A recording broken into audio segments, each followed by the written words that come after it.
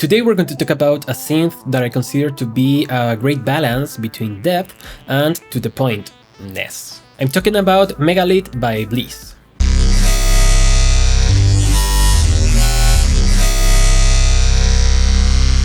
This is a developer I had my eye on for a while now, so I'm really happy to be able to play with their synths. They gave me a license for this, but they have no say on the content of this video. If you want the channel to continue like that, please subscribe to it and also give this video a like. Besides, consider supporting me, becoming a member or a patron, both have great benefits, or using my affiliate links, buying my preset packs, or giving me a super thanks. Thank you so much. So this is a wavetable synthesizer. It has two oscillators that are wavetables and a third oscillator which is only the basic shapes.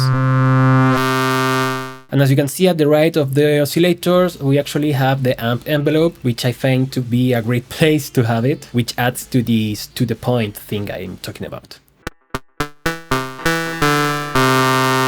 Now everything then goes to distortion and a filter which has its own envelope too, and we have MIDI modulation options. Now it seems pretty simple, every tab has all the parameters you will need and there are no hidden menus. But it also has some unique features. For instance, for the wavetable we have the typical vertical slider for the position, but we also have this horizontal slider which will fold the wavetables. What's even better for workflow is that the visualizer is actually an XY control for these two parameters.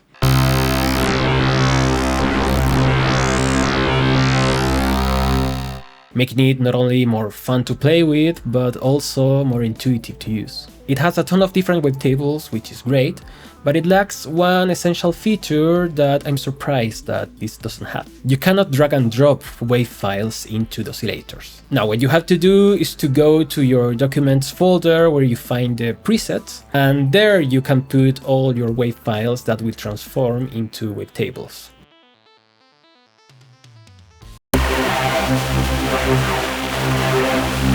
But don't get me wrong, this is nowhere near a deal breaker. Of course, wavetables are more fun when you add movement, but let's keep that for later. Let's check out the distortion and the filters. There are actually two distortions, a wave shaper and a beat crusher.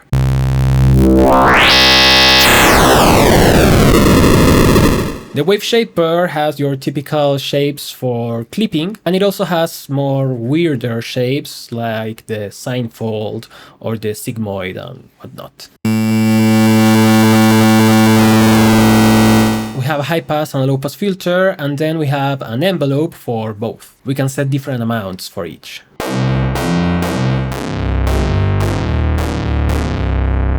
Now there are no visible controls for the cutoff and the resonance, because again everything is in the visualizer, which again I find it more intuitive to use. I end up using filters like this anyway.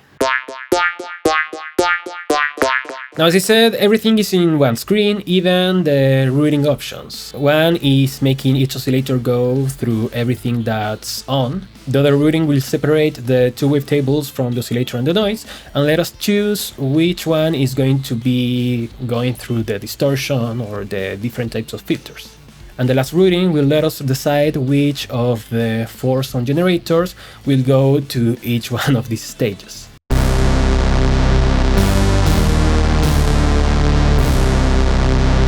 Now again, despite having all of these options, I'm missing one feature, and that's choosing if the filters are after or before the wave shaper. Now I get that this synthesizer wants to be to the point and very visual, and that's great for workflow, but I'm someone that loves using resonant filters going through a distortion.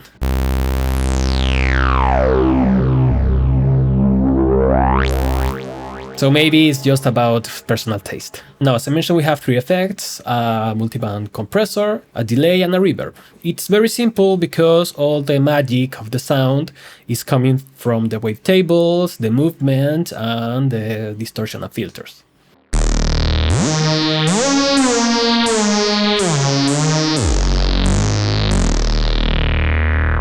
I know that having a chorus or a phaser can make things bigger, but honestly when I was playing with this synthesizer I didn't miss those effects. The effects are pretty standard, but with enough controls to sculpt the sound as we want. Now, if you want to go technical, we even have a fourth or even more effects if you consider how many effects are actually based on delays.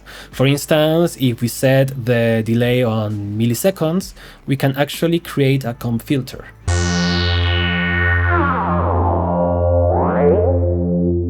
Or we can start playing around with something like Calpur Strong. Or maybe that's just me going more experimental, but let me know what you think. In fact, I think that in some patches that I make, I use the delay as a comb filter. Now everything becomes more interesting thanks to movement, so let's go to the modulators. The LFO seems standard, but they have some gimmicks. For instance, we can add some smoothing, which is very useful for things like the random.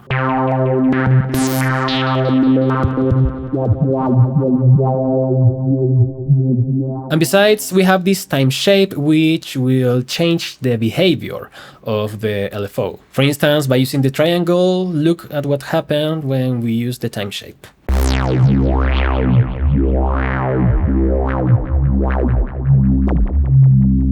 Now each oscillator has two destinations, and here comes a very interesting thing. We can modulate virtually anything of the synth. I mean, for instance, if we go to this envelope, you can see that we can modulate things from the LFOs and vice versa, even parameters of the effects. For instance, if we change the time of the delay, we will get more crazy results.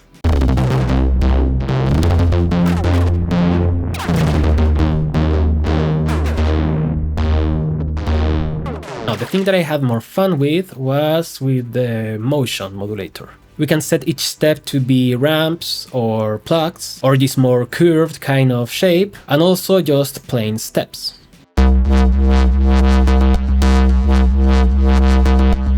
Of course, we can change the amount of steps, but we can also add randomness on percentage.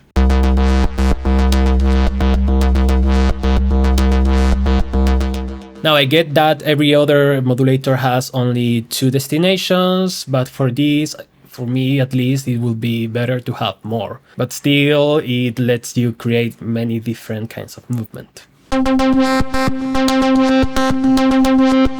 The arpeggiator is very straightforward, is what you will expect from an ARP, but that takes me to this screen where we can play around with unison voices. We can choose which oscillator will get more voices, and they all share the same parameters.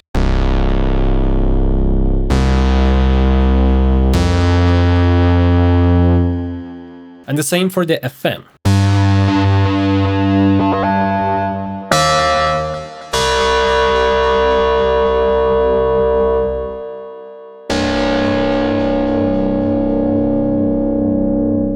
Now the last tab is the performance tab. The synthesizer supports MPE with the slide and also aftertouch and anything else. And here we have this XY control. Again, these XY are for just one parameter for the X and one for the Y, which make me wish the synthesizer had some macros to make this modulator more interesting. But again, I think that's not the objective of this synth.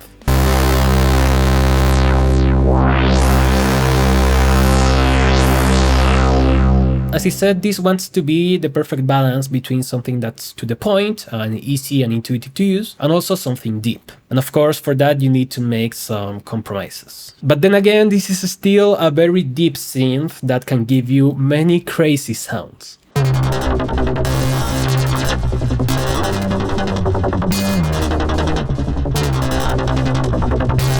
But of course, what matters the most is your opinion on the subject, so let me know in the comments what you think about this synth, and if you want me to check other plugins by BLEASS. Thank you so much for watching, I will see you next time, and bye bye!